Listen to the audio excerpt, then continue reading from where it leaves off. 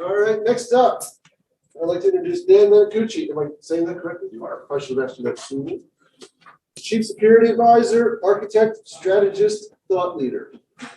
Dan is a Chief Security Officer at Microsoft. He's part of a group of cybersecurity experts, former CISOs, and former regulators who provide advice and guidance on cybersecurity strategy and architecture. Dan has over 20 years of IT and security experience, helping to bridge business, technical, and security requirements to develop strategy and architecture for both projects on premises and in the cloud. He brings this experience and expertise to his customers to help them develop and validate roadmaps to aid in their digital transformations, where there is increased emphasis on securing organizational users, devices, and information. Dan earned his Bachelor of Science in Engineering, Civil Engineering, at the University of Pittsburgh, also in 2002. So this is also his 20th anniversary back here. Everybody welcome Dan. So it's great to be here. I've actually spent a lot of my career at Pitt, which I'll talk about here in a second. And I apologize, I'm a bit of a soft talker, and so this mask is going to probably make me even quieter. So if you're having a hard time hearing me, just raise your hand and let me know that I'm talking a little bit too soft. But as mentioned, I graduated in 2002. I actually, it took me a while to get my degree, and I'll talk a little bit about why, but I originally enrolled in 1994. Decided I wanted to go into engineering. And I thought that civil and environmental engineering was the path that I wanted to go. And in the engineering school, there's a internship program where you do a semester with a company, then you come back and take a semester of classes, and you do this flipping back and forth 3 times. And so it adds an extra year to the cycle. And while I did that, I also had a passion for computers. And so it was something that was a hobby of mine. But it became something that I really became passionate about. And as I went through and did some of those internships, what I found is I really don't like this idea of analyzing soil samples and looking for contaminants. And I couldn't imagine spending the rest of my life doing this work. But I was far enough into my career that I wasn't ready, or far enough in my college career anyway, that I didn't want to just abandon all the work that I had done towards this degree. Now, while I was a student here, I was also a student employee. I worked in the computer labs, stocking paper, taking print jobs out and putting them out for other students to pick up.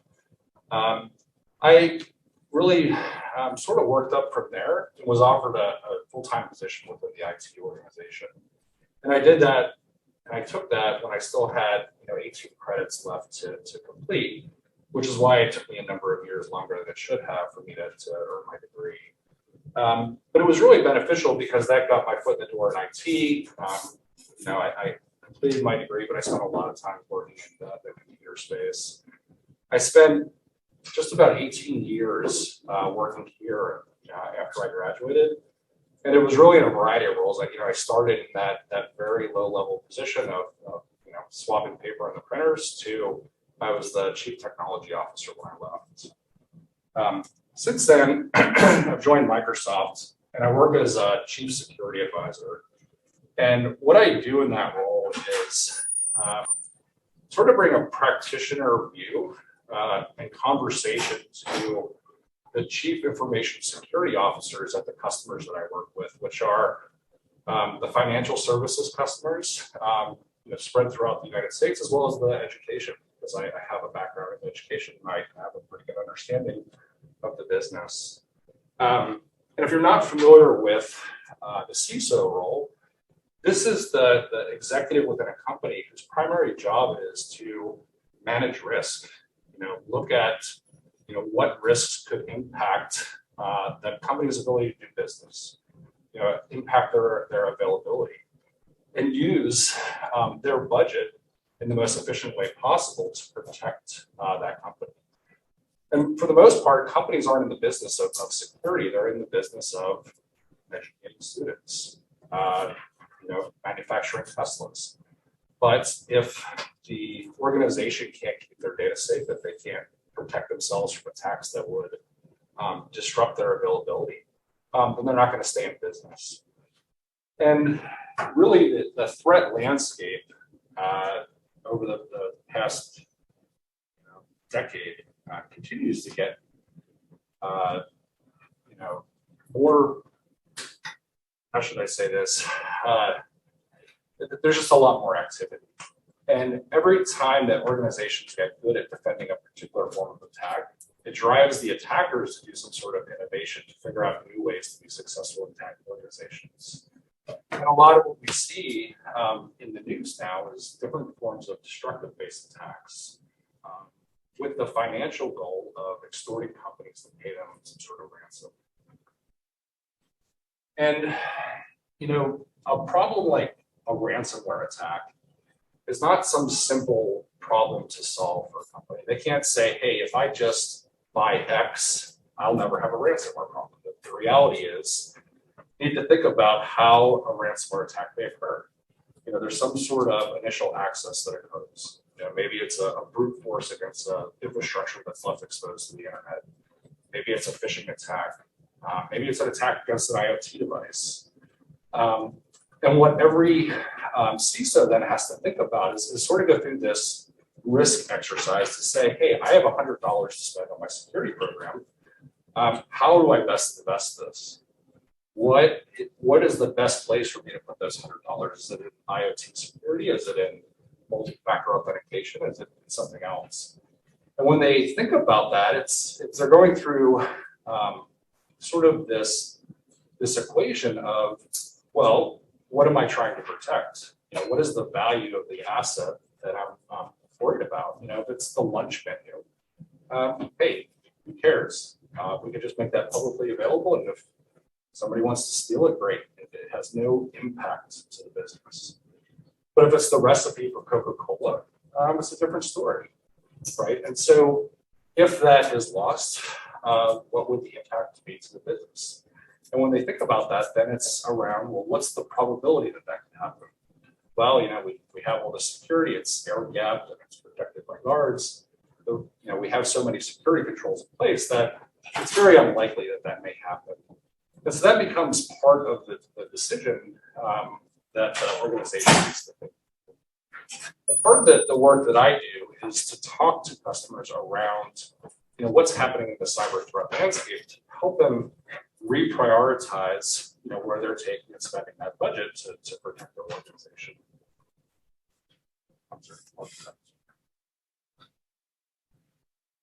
So I mentioned ransomware attacks, and this prioritization that a lot of organizations need to go through. Part of it is understanding the motives of the people that are attacking them. And so, there's different classifications, different types of threat actors in the world. There's cyber criminals. They're the people that are financially motivated in their efforts to attack an organization. They're doing something because they want to monetize that in some way. And ransomware has become a very popular way for those cyber criminals to monetize cyber attacks. And just this past year, there was an insurance company that paid $40 million to a ransomware group. And when you think about that, and those groups and other people that are interested in sort of getting into this cybercrime business, they see, hey, this is a very lucrative proposition for us. And they do all sorts of things to drive up the likelihood that an organization is going to pay. And so it's not just, hey, this piece of malware got into the environment and encrypted every device. The attackers are doing much more than that. Like, first they have to figure out how to get into the organization. So they have to phish a user. They have to brute force an account. They have to attack some form of infrastructure. Once they get into the environment, then they're looking for ways to move around in the environment and escalate their privileges. And so the organization needs to think about what security control should I be investing in that phase of the kill chain. What are we doing to protect privileged accounts? What are we doing to make it hard for someone to do reconnaissance inside the network? And the attackers are doing that because what they want to do is cripple the business. They want to launch that destructive attack in a way that it, damages every single computer as well as damaging all of the backups. Because if you don't have any backups, now you're more likely to pay that extortion. And what we've really seen too is this double extortion scenario where they steal the data, they steal sensitive data from a company and say, hey, we've encrypted all your data, but we also want to offer you this proof of life. And here's a sample of sensitive data that we stole from you. And it's just a small piece of maybe 50 terabytes of data that we stole from your organization. If you don't pay the ransom, we're going to leak this data and put you at risk for financial and reputational penalties. And when it comes to losing PII, like a person's personally identifiable information, there's a fine for that for every record they lose. And so organizations need to think about that risk as well when they're thinking about what is the exposure. If we have sensitive data in the organization, how do we protect it to make sure that if somebody were to steal it, what would the damage be to the organization?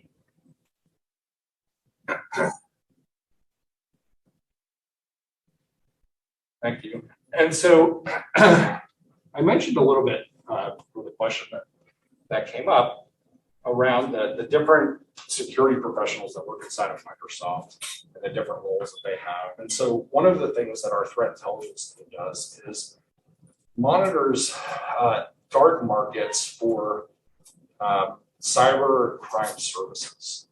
Because what we've seen is because these attacks have become so successful and the payouts have become so large, there's actually a whole economy behind a lot of these attacks to make it easier for somebody that wants to get started in doing ransomware. They can stand on the shoulders of other people and pay them to say, hey, you have a ransomware kit, I'll buy that from you. Or hey, you've already phished this organization, I'll buy these credentials from you so that I can take that, get into the organization, do a little bit of work, and then launch this ransomware kit that I bought from somebody else. If it's successful, I get paid, and I give a little bit of the profits back to the ransomware kit group. And so it's helpful to understand this because the costs for a lot of these things are really pretty small in comparison to the millions of dollars that you see that are going on payouts for some of these different cybercrime focused attacks that are occurring within organizations. And it's helpful for those CISOs to understand that information so that they can say, what are the things that are the most likely to impact me? And I know that if it's very cheap for somebody to buy stolen credentials from my organization, then that's something that I should think about and focus on how do I protect my user accounts from those forms of attacks.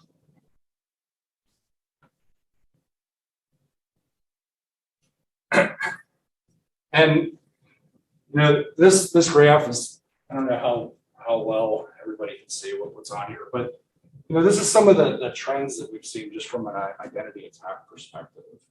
And this is some of the information that CISOs can use in their risk evaluations to decide how they should prioritize people on the projects that they have going on, as well as cyber budget. And we look at 3 different types of identity attacks. And so the first one is breach replay. It's sort of the dark, it might be a black bar in each of these graphs. And what we can see is, there was quite a bit of activity in 2020 around breach replay. And I don't know if you know what breach replay is, but how many people in this room reuse the same password across more than one service? Yeah, but we're all guilty of it. It's this manual password synchronization that we're so good at, right? We are forced to remember some passwords for school or for work or for other. And we find some site that we're interested in signing up for, and it's like, hey, this is the password that I remember. Well, guess what happens? One of those services gets compromised. When it gets compromised, those passwords end up on password dump sites, or they end up for sale in some of the stock markets. Because attackers know the behaviors of humans that, hey, the same passwords are being reused all over the place. And so what they'll do is they'll buy one of these password dumps, or they'll just get one of the ones that are freely available, and they'll put them in a password spray tool. And a password spray tool is, hey, I'm gonna hit Dan's account and I'm gonna hit it with a couple common passwords. And then I'm gonna move on to John's account. I'm gonna use a couple common passwords. And I'm gonna use, common passwords as well as ones I see in these password dumps. And what happens? They have success. In some cases, we see that they have success upwards of 5% of the time. Sorry. And 5% is pretty significant, especially considering how little effort they actually had to put into doing and gathering that information. The tools to do password attacks are something that else is readily available. And so understanding this helps with that risk equation, because this is informing the probability that the organization is going to be attacked by one of these types of attacks. And so then it's up to that organization to say, well, this now maybe is the most important thing that we're focused on based on our current posture. And this is where we're going to put efforts into things like multi-factor authentication or passwordless or other types of identity-based monitoring for users and sign-ins.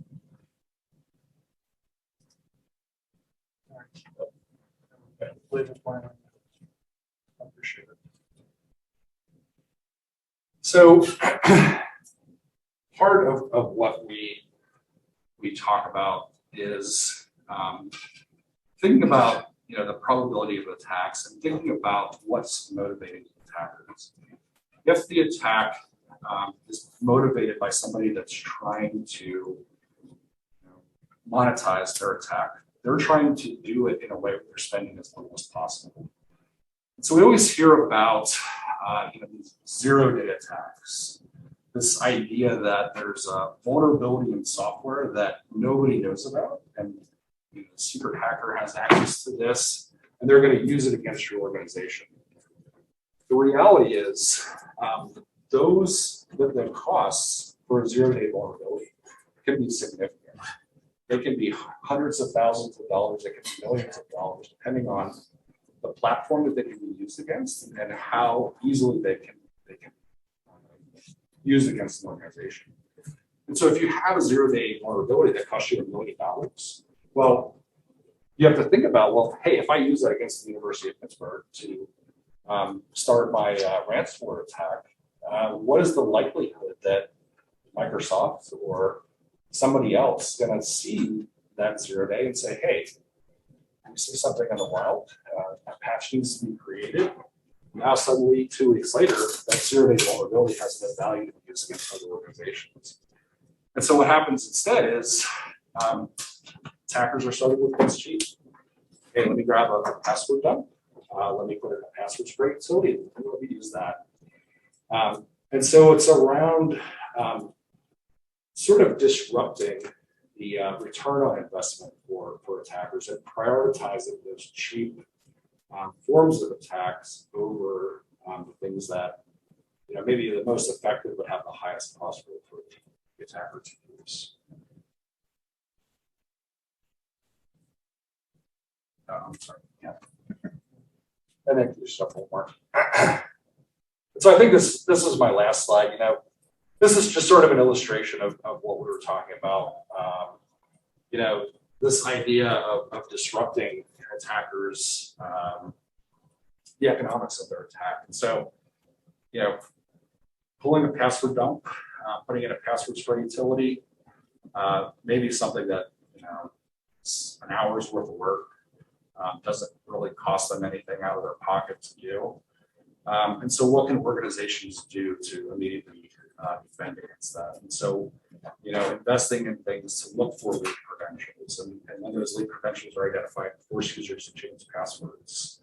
And so, as organizations do that, then the attackers find that, hey, this attack isn't going to be successful anymore. And so that if they're persistent and focused on getting into an organization, they're going to have to do something more. And so maybe they decide that they're going to try to phish credentials from users. in order to phish credentials, they have to copy the login page, like the password service that you have, to make it look convincing to users that they should be able to provide their credentials to the site. And then they're going to do other things. They'll launch the email campaign to target individuals in the organization. And so, from an organization's perspective, they need to think about, well, how do we defend against this sort of thing? And so, it's investing in things to prevent phishing messages from coming through email, phishing messages from coming in through collaboration services, just URLs there. Looking for ways to do a better job of protecting credentials.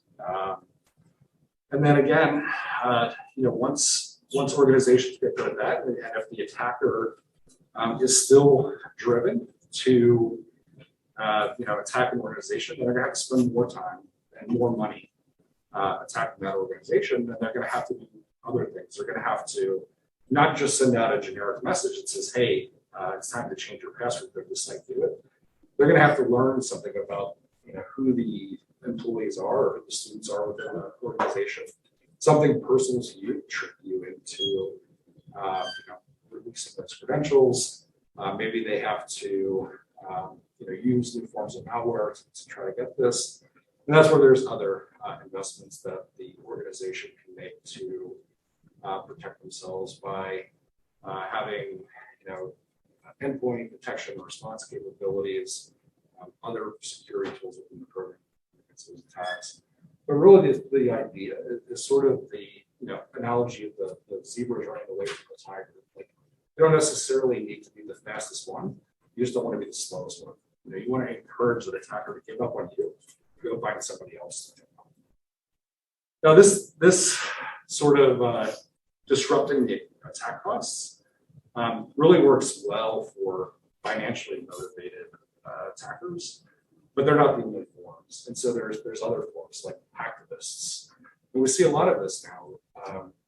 People that are unhappy with companies that are doing business in Russia, and they're taking it upon themselves to attack maybe US-based companies that are still operating in Russia. And when people are motivated by a belief or an idea, this might not be a lens that you need to think about that attack or disrupting that attack. And then the other form is, what if you're targeted by a nation state? A nation state, they have unlimited budgets. They have time. They have technical expertise that, these things may not deter them. And so we need to think about, well, if we were targeted by one of these organizations, how do we keep our data safe? How do we detect if data was accessed? What layers of controls do we need to put in place to make it as unlikely as possible that sort of attack would occur? And so that's a lot of the discussions that I have with the executives within the companies that I work with. And that's the end of my presentation. Happy to take any questions that you have. So, just curious, what is your budget for security? Budget for security compared with the revenue, and what will you see in the future? So, I don't know the budget just for security, like for protecting Microsoft itself, but we invest $4 billion a year into security that goes into product development, defending Microsoft, those teams that are doing threat intelligence collection. And so maybe you can think about it maybe as that $4 billion number, but that number is more than just the team that's protecting Microsoft, because it's also going towards product innovation that we sell to customers to help them protect themselves. It is a fair statement that everyone has a responsibility within our organization. The folks that develop, the folks that operate, we train our employees on what they need to do. And so, depending on how you want to define budget, it's everything that we do, right? We because everyone plays a role. Yeah, it's until a few years ago, one of the problems I saw with CIOs was that when you invest in something, you can show this is what I did, etc. But money in security is not something that you can show anything. You can show that something has been intruded, but you cannot really show off that nobody intruded. Is there any policy? How does Microsoft address this with the customers to convince them about the importance of allocating the money that's needed? Yeah, you know, a lot of security spend is almost an insurance policy, right? And how do you prove a negative? And how do you prove that you didn't get hacked because of what you did? And what we do to help customers provide that evidence to their CIOs or to their board is we commission studies that look across organizations that adopt, you know, certain security architectures, and then we baseline them against ones that don't. And so we can say, you know, organizations that adopted multi-factor authentication had fewer breaches.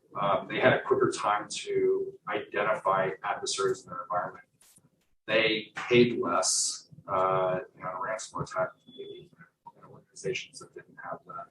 And so that's the sort of evidence that we help, you know, for sort of these total economic impact studies to help support, you know, that internal argument to be made for why should we spend money, you know, X amount of money on this.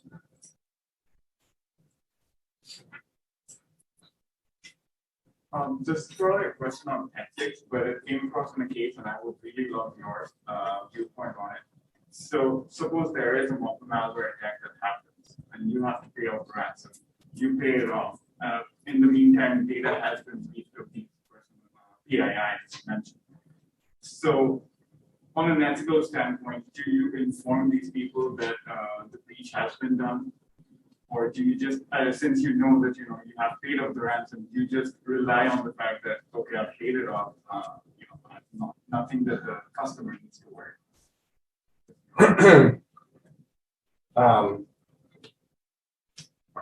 So it's a good question.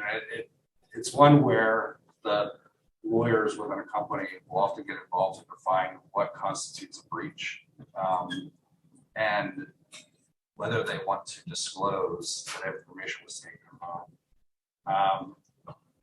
A lot of the ransomware attacks that we've seen, we haven't seen privacy, any sort of privacy impact or exposure that came out. And so those companies in those cases, and I'm not going to say any company names to say that, hey, they didn't do the right thing, but you're typically not hearing them come out and say, hey, we were hit with ransomware, they stole data, and we decided not to disclose it. But I think as a trend, you can say that most people are relying that the attackers are destroying it. And since they're not finding any public evidence of that, they're not choosing to follow breach disclosure laws. How Microsoft is dealing with malware attacks, like how your prediction classification software works, because recently in last week Microsoft, if you will be aware that they defined the security updates of the Defender software as a threat. So how Microsoft is working to reduce the false positives in the classification predictive modeling that is entering the system. The customer end side and the malware prediction system on the cloud services to detect how when a server is prone to malware. So there's a couple things that we do. And so to inform our products, we gather threat intelligence in a variety of ways. And so we have a threat intelligence teams that are tracking different adversaries. We have an incident response team. And so there's, if a customer gets hit by a ransomware attack, they can call us. We have a team that will parachute in. They will identify the adversary and the victim. When they do that, they uncover the tactics that were used, and they share them back with product so that they can put those detections into product so that if that group targets another organization, they're going to have to change up what they do so that they're not attacked. If you think about Microsoft as a company, we have enterprise estates like Office 365 and Azure. When customers choose to come to Azure or they choose to come to Office 365, they bring their data, they bring their compliance requirements, and they bring their attackers. And so Microsoft we say that the top two most attacked companies in the world, or organizations in the world, I should say companies, partly because of that. We also have, what happens in our consumer estate. So Xbox Live is one of the most attacked networks on the planet. People are doing denial of service attacks to give them an advantage in the game. And what we do is we gather security signal from all of those. We have over 1 billion Windows devices around the world. We get telemetry from there. We actually get around 24 trillion security signals every single day from all of these different places. And like any other organization, there's too much security signal to put in front of people. Like, you can't hire enough people to manage 24 trillion signals a day. And so you rely on machine learning and artificial intelligence to look for those attacks, make correlations, push things back so that, hey, this IP that's attacking Xbox Live, here's something that you should do to defend against that. So take that threat intelligence and say, hey, if you see somebody signing in and they're using this IP into your, let's say, canvas, use that information to say, hey, maybe we shouldn't permit this case because of that. And so it's really, a combination of those things to, make the products better and stronger to the different types of attacks that are seen. I think you brought up that, we falsely identified, we had false positives for something that was detected. That's, unfortunately things that happen. And when they do, we quickly respond and try to correct it. But the reality today is we can't just rely on signature-based detections anymore. We can't just rely on humans to process all the security signals that we have. And so we have to rely on artificial intelligence and machine learning. And sometimes the algorithms are wrong. Any other questions? Curious, so it's about Xbox Live French. You know why? There's, it's for competitive gaming. Oh, okay. Yeah.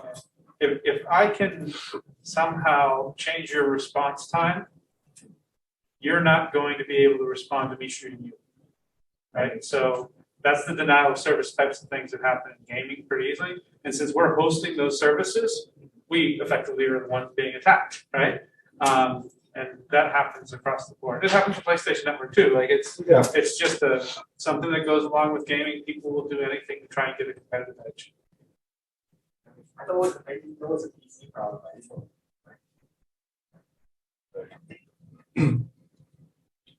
Question. Oh, I'm sorry. With customers and everything deserving kind of like the one-stop shop for data service and like security needs, and I know that's one of the reasons why a lot of companies, not just Microsoft, but like Wolf's pushing customers to move to their cloud solution that wraps in that security service. What is the way, or what's the best option? I guess whenever talking to customers, they've already invested a bunch of money on-site business service solutions. Because that's something my company's currently dealing with. We're not switching to the cloud because we've already bought a whole bunch of servers. And that's, for someone like me, it's a little bit more like it's better just do the cloud rather than have to manage on-site services. Yeah, and for that, you gain agility by moving to the cloud for a number of reasons. Part of it is shared responsibility. You can take people away from focusing on racking and stacking servers, patching hypervisors that are underneath virtual machines, and instead focus them on the customer side of the shared responsibility to move to the cloud, so that hey, we need to focus on making sure our identity system is rock solid, and we're doing everything we can do to protect data. And so that's part of the argument that you can make around how cloud can be more secure and allow you to focus your resources more narrowly on just the things that you have responsibility for. And then we do a lot on our side for the things that become our side of that responsibility model. We talk about the assurances that we provide around doing vulnerability management or data center security, and then we back that up with regulatory compliance and audits. And we make those audits available to customers so they can see, like, hey, this may be how you've been doing it all along, but here's how we do it, and here's evidence of us doing exactly what we told you. The other part of it is, hey, we have those 8,500 security professionals that are monitoring nation states and different cyber criminals. We see that activity when those groups are attacking our cloud customers. And we know that those nation states are also attacking a customer's on-prem environment. When they're attacking your on-prem environment, you're in that fight by yourself. If you're in Azure, then you have our eyes on it as well. Does that answer it? Yeah, so it sounds like we make the assumption that hackers sort of all the same, give or take. But when we think about, we kind of gave some other examples of like nation states or like people who are acting on morals and values, right? Do you find that your recommendation changes based off of the motivations of that? Yeah, it does. You know, the disrupting their investment, return on investment, is focused on the financial motivated attacker. If you're being attacked by somebody who believes that you're doing the wrong thing, you're not going to be able to apply that same logic to it. The same with a nation state. You know, if a nation state is targeting you, they're looking for some sort of intelligence. They're motivated. The patterns that we see, it's intelligence gathering. And so what we do when we talk to customers about the motives of nation states is, this is the type of information we're after. So how can we help you secure that information so that they can't get access to it? Sure. Anyone else? All right, well, thank you very much. Appreciate it. All right, thank you very much.